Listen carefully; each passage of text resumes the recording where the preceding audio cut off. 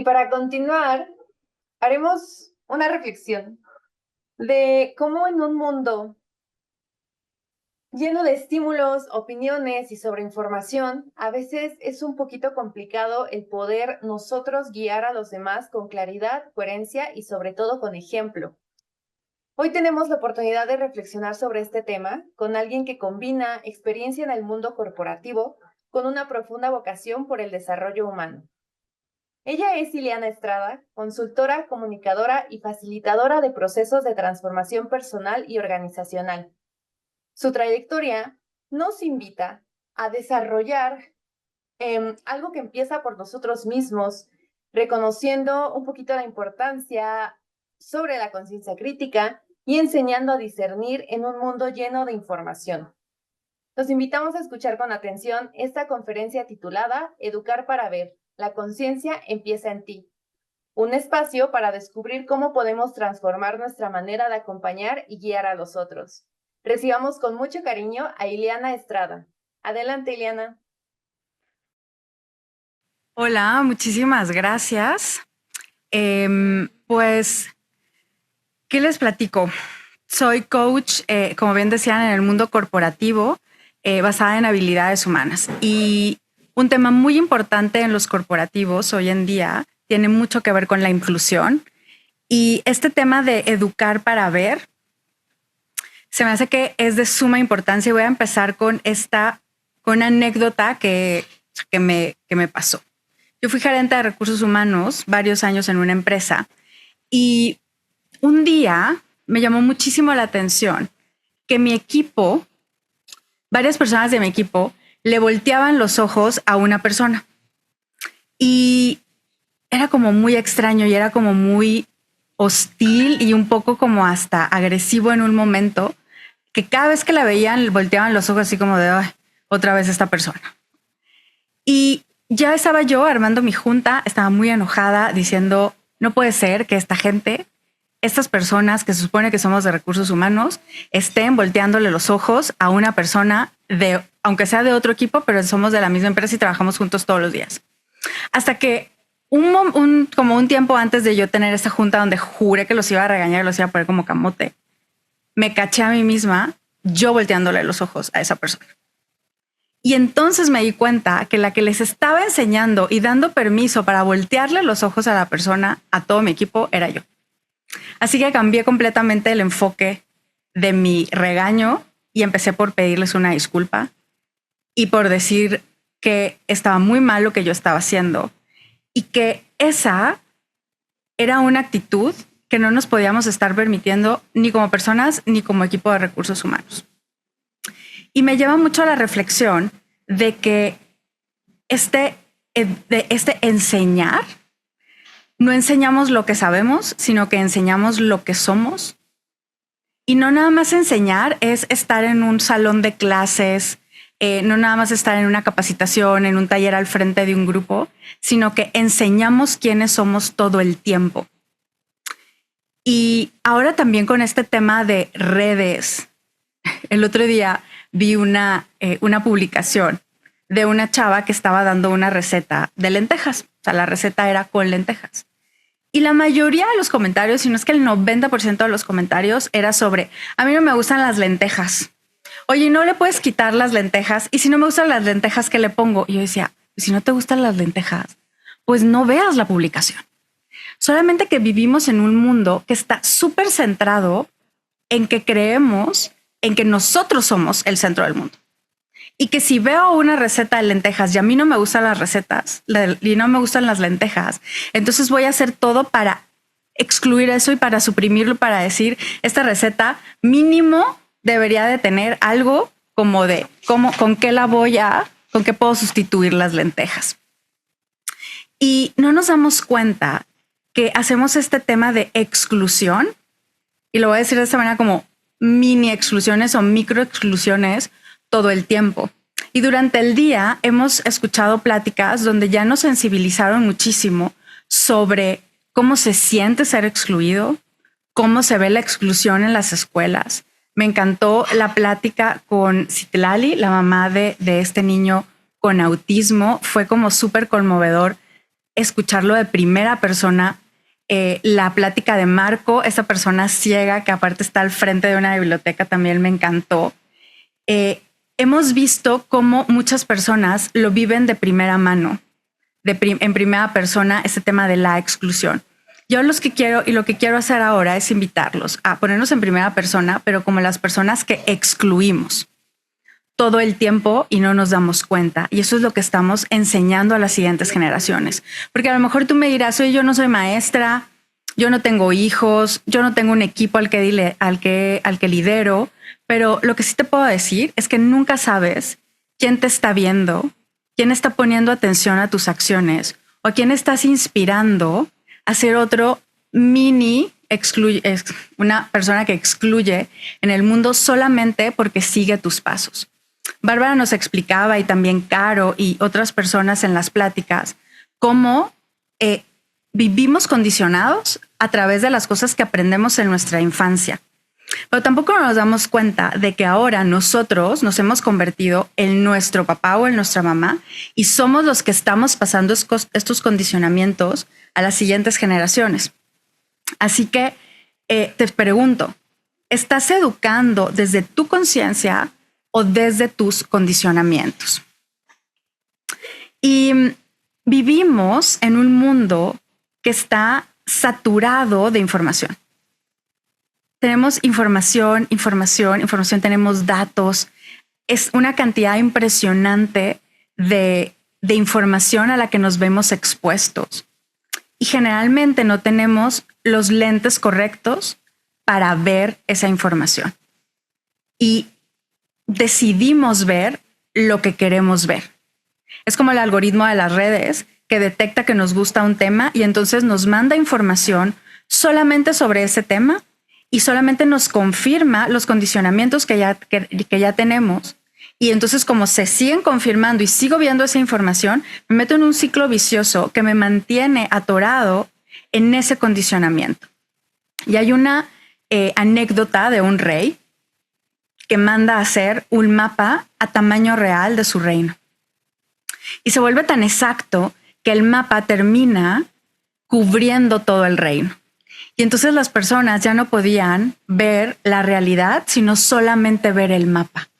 Y eso es lo que nos pasa hoy, porque vemos la realidad que queremos ver. No vemos la realidad real, por decirlo de alguna manera. No tenemos este pensamiento crítico para ver la realidad y aceptarla, sino que estamos viendo el mapa que nos hemos formado con toda esta información que no logramos filtrar, que no logramos cuestionar, que no logramos de alguna manera investigar para ver qué es verdad y qué no es verdad. Porque la realidad nos incomoda. La realidad nos hace retorcernos en nuestro sillón y decir, ay, mejor voy a ver las noticias que a mí me gustan. Yo voy a ver a López Dóriga porque López Dóriga siempre dice las cosas como las que yo pienso. No voy a ver otro noticiero, no voy a ver un noticiero de redes sociales, no voy a ver a otras personas que tienen un pensamiento diferente porque eso me incomoda. Y nótalo en tus reacciones a las noticias, en tus reacciones a las cosas que pasan.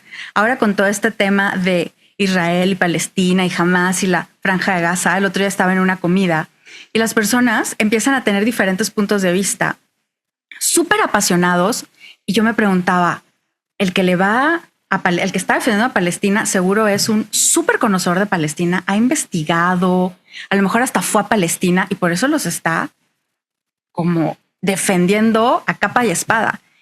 Voltean y me preguntan, oye, Ileana, ¿y tú qué piensas? ¿Qué piensas de este? ¿Estás a favor de Palestina? ¿Estás a favor de Israel? ¿Qué piensas? Y fue como de, oigan, la neta es que yo no he investigado lo suficiente, no me he metido lo suficiente como para tener una opinión. Me queda claro que cada uno de los bandos tiene su punto de vista válido, solamente que yo no tengo la información necesaria para emitir mi opinión. Y me voltearon a ver con una cara de, pues como qué tibia eres. Y yo prefiero tener esa, digamos, esa calificación de tibia a estar emitiendo opiniones tan apasionadas y pensando que son tan reales que no sé si realmente es una opinión o es un condicionamiento o es un juicio automático, una reacción ante la realidad de lo que estoy viendo. Así que si queremos educar para ver, lo primero es empezar a cuestionarnos qué tan incómodos nos sentimos ante la realidad. ¿Por qué te incomoda tanto eso que estás viendo? ¿Qué está pasando dentro de ti? Y entonces aquí es donde viene a colación y viene al caso todo el tema de autoconocimiento. ¿Cómo me puedo empezar a conocer para en realidad enseñar y no imponer?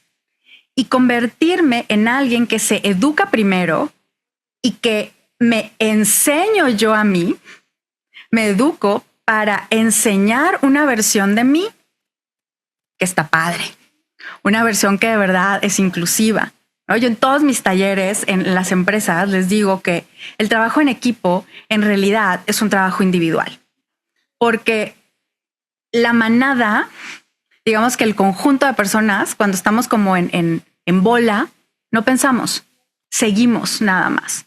Pero cuando estamos solos, cuando estamos en individuo, en presencia, podemos ser personas con pensamiento crítico. Entonces imagínate un equipo que está compuesto de personas que se conocen y que tienen pensamiento crítico, que están en conciencia de sí mismos. Entonces ese equipo es una gozada, es una chulada, porque no tienes a personas condicionadas. Nos los dijo Ricardo en su plática, personas que están en su imaginario, llenas de juicios, trabajando juntas. Pero lo que queremos es personas que vivan en presencia, en conciencia y que sepan, así como yo me caché volteándole los ojos a una persona, poder cacharme y decir, yo no quiero ser la persona que le voltea los ojos al otro, porque ¿qué pasa? Voy a explicar este tema que es del modelo de semiología de la vida cotidiana del doctor Alfonso Ruiz Soto, que es la escala de la tolerancia.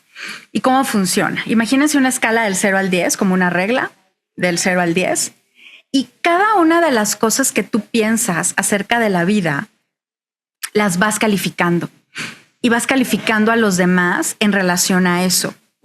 El ejemplo que siempre me encanta es el de los quesos. Imagínate que a mí me gusta el queso panela. Y yo digo, del 0 al 10, el queso panela es un 5. Porque pues no es ni muy duro, ni es muy aguado, no es olorosón, ¿no? Tiene un olor muy agradable. Entonces yo soy del equipo o del team panela.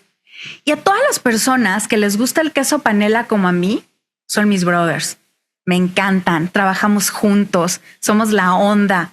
Hasta le justifico cositas que yo digo, híjole, pues está, pero es team panela. Entonces es mi brother. Y entonces con esa persona hago, deshago, la justifico y la trato bien y jalo para todo. Pero no me vengas a decir que te gusta el queso cottage, porque el queso cottage tiene bolitas, es como vómito, aguado, huele raro.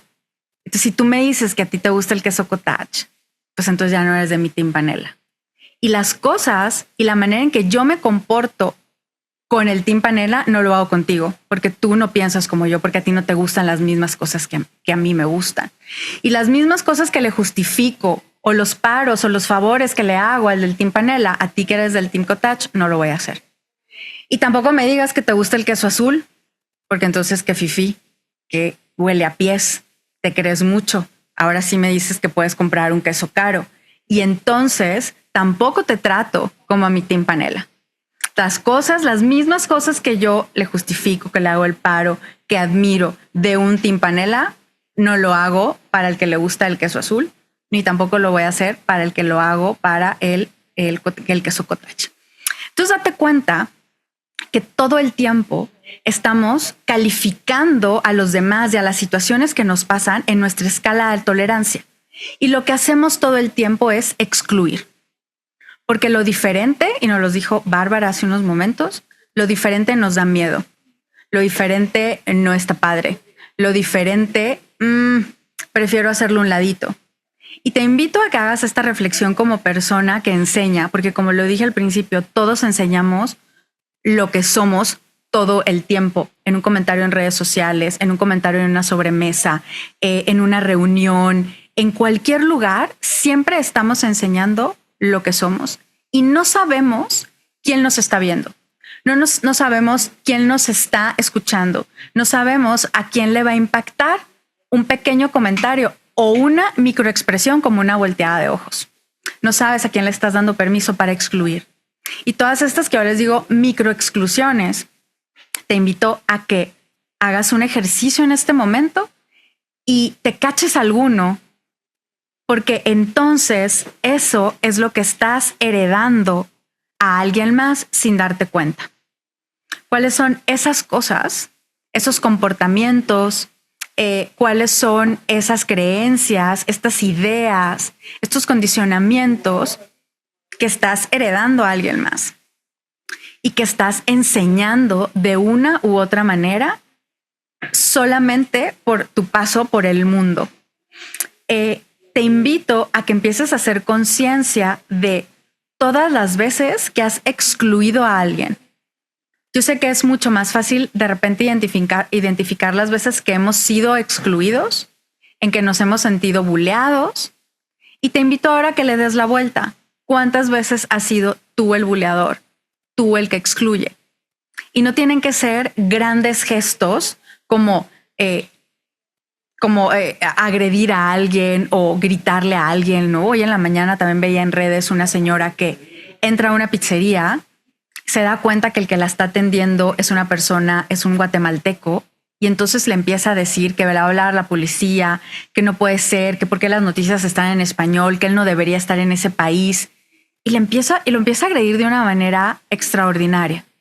No tiene que ser ese tipo de exclusiones necesariamente las que estás haciendo ahorita, pero puede ser una volteada de ojos, puede ser va a haber un gran proyecto en la oficina y ya veo a alguien del queso cottage y digo, ay no, ya están todos los cupos, ya muchas gracias, ya no necesitamos a nadie más. Puede ser en tu propia casa que no tratas bien a la persona de la limpieza, que no tratas bien al señor de la basura, que siempre tienes un comentario despectivo para alguien de tu familia y hay alguien, un niño, una persona que te está escuchando y a la que tú le estás dando permiso para eso. Así que si te animas, pon en el chat qué ideas o qué comportamientos, qué condicionamientos estás heredando en este momento, estás enseñando y que hasta ahorita no habías tomado conciencia de eso. Porque es muy fácil decir que yo soy la víctima, pero es más difícil decir yo fui el victimario. Yo fui la que le volteé los ojos a la persona. Va. Y esto me lleva al siguiente paso, que es, bueno, ya me caché, ¿y qué hago? ¿Cómo genero esta conciencia crítica frente a todo esto que está pasando? ¿Y cómo le hago para decir, para ser a lo mejor un poco más imparcial, para no emitir juicios, que lo hemos escuchado en muchas de las pláticas este día, ¿no? ¿Cómo le hago para no emitir juicios? ¿Qué hago en lugar de emitir un juicio? ¿No? Porque educar no es repetir. Cuando repetimos nuestros condicionamientos, cuando repetimos esto que vivimos en automático, no estoy enseñando. Me estoy quedando en la incomodidad, me estoy quedando en la comodidad de mi verdad, como diría Niurka, ¿no? Mi verdad, y me quiero quedar aquí y no veo más allá, me quedo en el mapa. No escarbo de voy a ver la realidad, lo real, no nada más me voy a quedar en mi juicio y en mi condicionamiento. Y evitar sentirnos incómodos no nos permite educar y no nos permite enseñar realmente. Algo que hay que aprender es a estar cómodos en la incomodidad, cómodos cuestionando y cuestionándonos, cómodos en conocerme, en voltear y decir, no manches que yo soy la que está volteando los ojos, no manches que yo soy la que ha buleado, no manches que yo soy la que ha estado excluyendo a todas estas personas y no me había dado cuenta. Es súper incómodo y es muy, al mismo tiempo, muy valiente poderlo aceptar. Y Cuando me quedo y cuando decido meterme en la incomodidad, entonces puedo investigar, puedo conocerme, puedo aprender. Y entonces puedo hacer este tipo de ejercicios. Te voy a dar 3 tipos de ejercicios que puedes hacer tú contigo, con alguien de tu familia, con tus amigos e incluso en la oficina con tu equipo. Y ahorita voy a hacer como un paréntesis de este tema de la inclusión en las oficinas. El primer ejercicio son los mini debates. A mí me encanta este ejercicio de decir, oye, yo voy a defender un punto y tú vas a defender lo contrario. Y vamos a jugar a que cuando tú estás defendiendo tu punto, yo no te voy a interrumpir, no voy a poner cara de cómo crees, sino solamente te voy a escuchar. Y cuando a mí me toca defender mi punto, tú igual me vas a poner cara de circunstancias. Y vas a notar cómo por dentro te estás retorciendo si el punto del otro es súper diferente al tuyo, pero puedes mantener una cara de no pasa nada y de no hay juicio. Y vas a ver qué bien se siente cuando tú estás defendiendo tu punto y el otro te está poniendo cara de dime más, quiero saber más. Porque cuando no hay juicio es una invitación al otro a que siga hablando sobre eso y entonces se siente escuchado, se siente comprendido y por lo tanto incluido. Otro ejercicio es el de hacer preguntas. Pero, muchachos, preguntas, ¿desde dónde preguntas? El otro día me caché en esta. Estaba también en otra comida y una persona empieza a hablar del apocalipsis. Y yo dije, no manches. Pero literal empezó a hablar de los 7 sellos del apocalipsis. Y habló de cada uno y de cómo los que creíamos, los que creen en Cristo, se iban a desaparecer un día y entonces iba a venir, o sea, toda la historia del apocalipsis. Yo por dentro estaba con mi cara de pon cara de circunstancias, Ileana, pon cara de circunstancias, ¿no? Porque esta persona estaba... Y al mismo tiempo que me decía pon cara de circunstancia, otra voz adentro de mí decía, este güey está loco. O sea, ¿de qué me está hablando? ¿Cómo puede creer en estas cosas? Esto es fanatismo. Me lo caché y fue de a ver, Ileana, bájale tu juicio. Pasado mañana vas a una plática de inclusión y aquí estás diciéndole a alguien que está loco porque está creyendo en el apocalipsis. Entonces dije, todo esto ya saben en nanosegundos, las conversaciones que uno tiene en su mente. Y entonces dije, me voy a poner el modo curioso y mejor le voy a preguntar. Pero la primera pregunta que le hice, en realidad, fue para molestarlo y para fregarlo, y no para conocer más acerca de su punto de vista. Salió la pregunta de mi boca y fue como de, Ileana, qué mala pregunta. Porque solamente la estaba haciendo para molestar a la otra persona y no para ser realmente curiosa. Así que el ejercicio de hacer preguntas es, yo voy a hablar sobre un tema y la persona me va a hacer preguntas, pero unas preguntas con una verdadera curiosidad y no con la intención nada más de molestar o de fregar al otro. Así que también cuestiónate eso. Cuando preguntas, ¿con qué intención estás preguntando? ¿La verdadera intención de ser curioso y querer saber más o la intención nada más de estar molestando? Y por último, haz un ejercicio de atención y de intención. Yo adrede hago este ejercicio todo el tiempo, varias veces a la semana. Pongo podcast o veo programas de gente con la que no estoy de acuerdo. Con que tiene puntos de vista que así que algo se me retuerce por dentro de escucharlo. Y me encanta el ejercicio porque me obliga a la mayoría de las veces decir, qué buen punto tiene este. Qué buen punto. Es muy diferente a lo que yo pienso.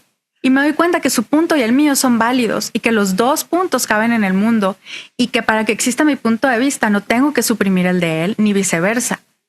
Entonces es una manera de poner atención y una intención curiosa y una intención de inclusión y de decir, vengo, hay puntos de vista diferentes y todos podemos coexistir. Así que si te animas a hacer ese ejercicio, pon las noticias con el que te cae gordo, escucha el podcast del querer es poder. O sea, ¿qué vas a escuchar? No escuches solamente las cosas que te reafirman tus condicionamientos y tus pensamientos, sino pon cosas que te hagan darte cuenta de que hay maneras diferentes de pensar. Y para ir enfilándome a terminar, si me pueden avisar cómo voy. ¿Todo bien? Perfecto. Muchas gracias. Educar con el ejemplo tiene que ver con la humildad. A mí la palabra humildad me gusta mucho y he investigado sobre ella, y de las mejores definiciones que tengo vienen de la ontología del lenguaje. La ontología es esta parte de la filosofía que estudia la realidad de las cosas entre otros temas, ¿no? Y la verdadera humildad en una definición ontológica no es ser modesto, no es decir, ay, no, ¿cómo crees? No, y me hago chiquito y digo, ay, no es cierto y no me reconozco, sino es aceptar que mi verdad no es la única. Es aceptar que todos los puntos de vista son igual de válidos que el mío. Es aceptar que mi punto de vista no es único y que todos los puntos de vista merecen respeto. Y hay un autor y un coach con el que yo estudié y que me gusta mucho su manera de poner las cosas sobre la mesa, que es Fred Kaufman. Tiene un libro súper interesante que, si les gusta este tipo de lecturas, se los recomiendo mucho, que se llama La Empresa Consciente, que está basado en valores. Y uno de sus valores es la humildad ontológica.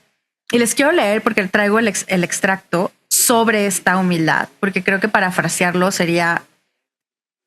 no lo haría tan bien como lo expone él. Y dice que la humildad ontológica es la comprensión de que nadie tiene un derecho especial sobre la realidad o la verdad, que los demás tienen perspectivas igualmente válidas que merecen respeto y consideración. Y me encanta esa definición, porque entonces a lo que me lleva es a decir, no soy el único, mi verdad no es la única. Hay un montón de puntos de vista allá afuera y todos merecen el mismo respeto y la misma consideración que la mía. Hay una gran frase en el modelo de semiología que dice que todos tenemos las razones más profundas para ser como somos y para hacer lo que hacemos. Y nos encanta porque generalmente me la aplico a mí, de yo tengo las razones más profundas para ser como soy y hacer lo que hago. El otro no tiene esas mismas razones. Pero la invitación es a eso. Y Fred tiene también en este tema de humildad ontológica, dice que todos tenemos diversas maneras de ver el mundo, pero en la manera en que actuamos ante las situaciones nos define como que hay dos tipos de personas, los controladores y los aprendices. Y les quiero leer esta parte. Y dice, los controladores proclaman que saben cómo son las cosas, cómo deben de ser y qué debe hacerse. Dan muchas órdenes y formulan pocas preguntas. En cambio, los aprendices son curiosos y humildes. Tienen menos certezas acerca de la interpretación de los hechos y de lo que debe hacerse al respecto. Son más inquisitivos que directivos. Suelen tomar en cuenta los puntos de vista de los demás en lugar de imponer los propios. Y cuando leí este párrafo fue como de epifanía total. Y decir, ¿quién soy? ¿Soy un controlador o soy un aprendiz?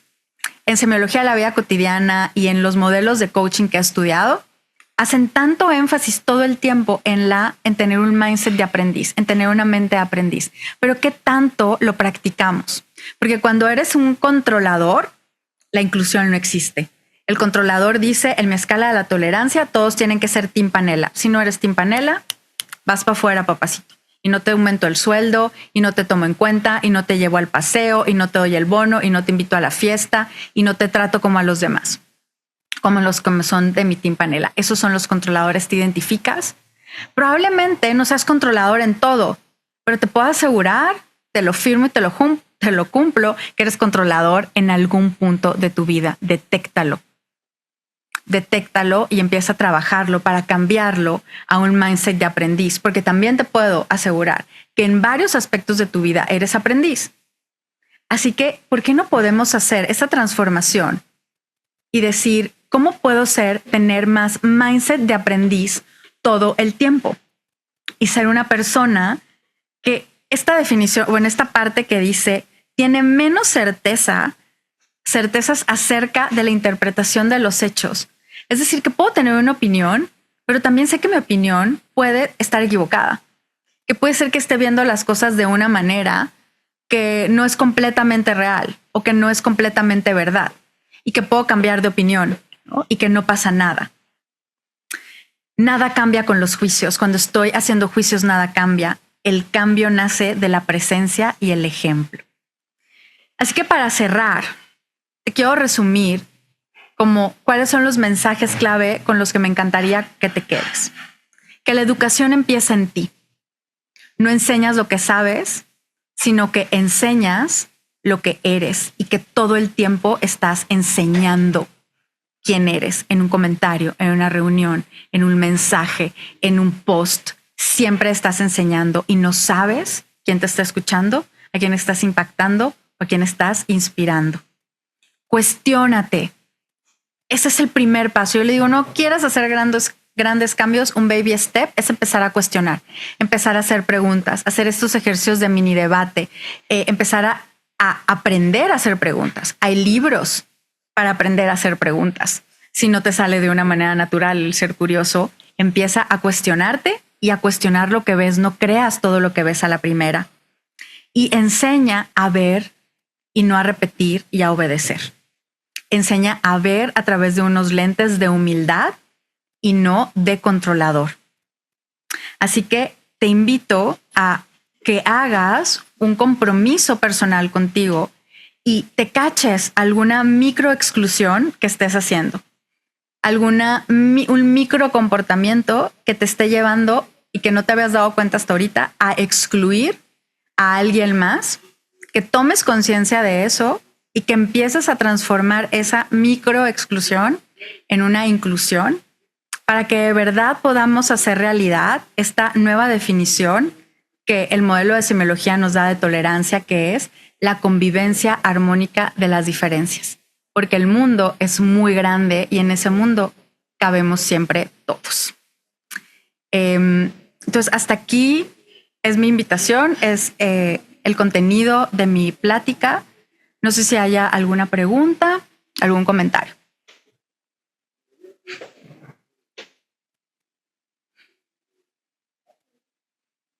Gracias, Iliana, por compartir. Tenemos aquí en chat un comentario que nos hace Gaby, que justo esto que nos comentabas de excluir a los que no son iguales a nosotros tiene un nombre en específico que es sesgo endogrupal. Sí, muchas gracias. Generalmente en las organizaciones en el mundo corporativo le decimos sesgos a todo este tipo de comportamientos que nos hacen excluir a los demás. Muchísimas gracias por el comentario. Gracias. Iliana Gurría te felicita, dice que fue una maravillosa conferencia. Marta Elena también te agradece por las sugerencias y yo también me encantaría reconocerte las actividades, los pequeños ejercicios que dejaste. Aquí en el mundo millennial es el pequeño escuchamos, no juzgamos, ¿no? Y creo que es muy bien. Es un excelente ejercicio para poder comenzar a practicarlo en el día a día. Sí, me encanta el escuchamos, no juzgamos. Y si pueden ver de sus videos en TikTok, la verdad son lo mejor porque es muy chistoso porque dices escuchamos, no juzgamos, pero al mismo tiempo ya estás en el juzgue porque es el chisme, ¿no? Y amamos el chisme. Pero si de verdad hacemos el ejercicio de escuchamos, no juzgamos, eso es inclusión. Definitivamente eso es inclusión y gracias por traerlo a la conversación. Gracias. Lisa Rodríguez también comenta que es súper interesante y gran recordatorio de la autoobservación. Sí, muchas gracias. Autoobservarnos es un tema. Me podría, como decían algunos de los participantes, pasarme horas hablando de eso. Solamente lo puedo resumir de esta manera: cambiar la mirada externa por una mirada interna. Dejar de ver tanto para afuera y empezar a ver para adentro y cacharme en estos sesgos, cacharme en estas micro exclusiones que estamos haciendo todo el tiempo. También comentan que la idea de aprender a cuestionar es muy importante. Esa es una de los primeros pasos para ejercitar el pensamiento crítico, definitivamente. El pensamiento crítico empieza con el cuestionamiento. Empieza con decir, ¿esto que estoy pensando es verdad? ¿esto que estoy creyendo es verdad? ¿Esto que estoy viendo es verdad? Simplemente esa pregunta, ese empezar a cuestionar, inmediatamente empieza a sacar el pensamiento crítico, que es así. Lo primero para empezar a ver la realidad como es, el mundo como es. Así es, Juliana. Y antes de entregarte tu reconocimiento, me interesaría que nos compartas nuevamente el libro del que fue el fragmento que nos dijiste para poder anotarlo aquí en el chat y quien esté interesado pueda buscarlo. Claro que sí, el libro se llama La empresa consciente y el autor es Fred Kaufman. Así como se escucha, Fred Kaufman. Perfecto. La empresa consciente, y lo encuentran en PDF en las librerías y enseña muchísimas cosas. Este capítulo en especial de la humildad ontológica es maravilloso. Excelente, aquí lo compartimos para quien guste buscarlo. Y bueno, ahora sí, paso a la entrega de tu constancia. De parte de todo el equipo de Se Me Ocurrió, agradecemos tu participación en este segundo Congreso Internacional de Desarrollo de Conciencia por tu conferencia titulada Educar para Ver, la conciencia empieza en ti. Muchas gracias. Muchísimas gracias.